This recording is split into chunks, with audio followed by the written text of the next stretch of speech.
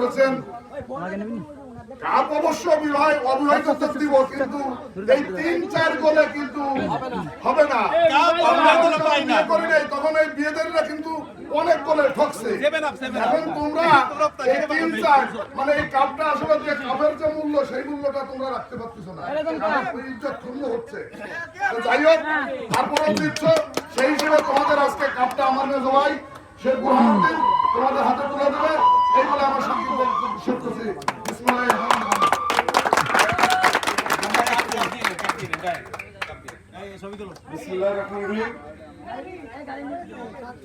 আসলে বর্তমান সমাজের যে দুরবস্থা চলতেছে সারা বাংলাদেশেই আপনারা হয়তো জানেন, মোবাইলে গেম, ফেসবুক, তারপরে গেম আছে, এটা নিয়ে ব্যস্ত থাকে।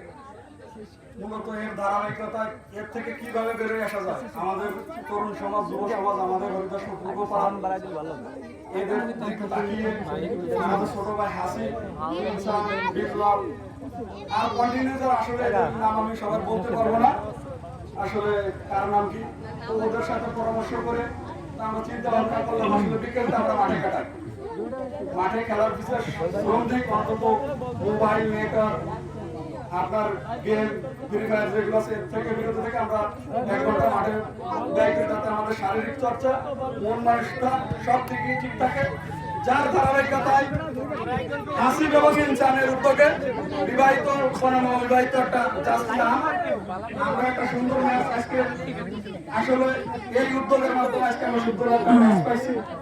আমি আশা করি আগামী শুক্রবারে যদি প্রত্যেক সপ্তাহে এরকম খেলা হয়, আজকে প্রায় যেরকম আমাদের যুব সমাজের উদ্যোগে পাওয়া গেছে, আগামী তো ইনশাল্লাহ আশা করবো সবাই আমাদের পাশে থাকবে, এই আশাবাদ ব্যক্ত করে আমি প্রথম আজকে চ্যাম্পিয়ন ট্রফি মামাকে বুরহানুদ্দিন শেখকে, বুরহানুদ্দিন শেখকে বলবো বিজয়ী দলের হাতে উপহারটি তুলে দেওয়ার জন্য। মামা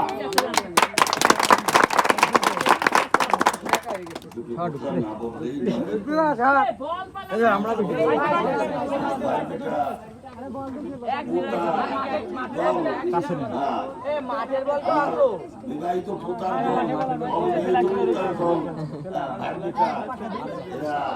আজকে যে আনন্দ আমাদের দেশে, সত্যিকারে একটা আনন্দ পাইছি। আর আমি যে যে কথা বলবো বাংলা তো সেসব কথা উল্লেখ করে আমার উদ্দেশ্য ছিল এই কথাগুলোই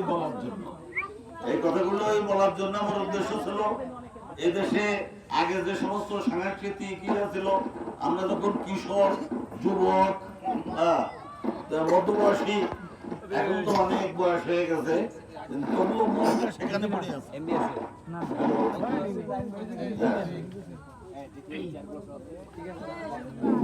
যাই হোক, একদম যেটা একই বিষয়, এবং যাদের আনন্দ পাওয়ার কথা ছিল তারাই পাইছে। প্রকৃতি তাদেরই পক্ষে, এবং আমি মনে করি প্রকৃতি তাদের পক্ষে থাকা উচিত ইনশাআল্লাহ।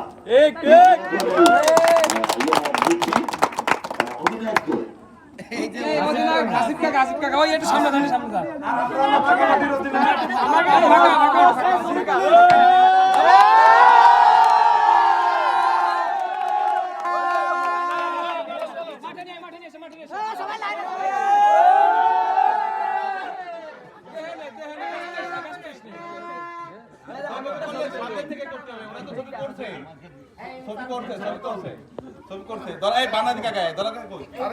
ছবি তুলছে না ওরা।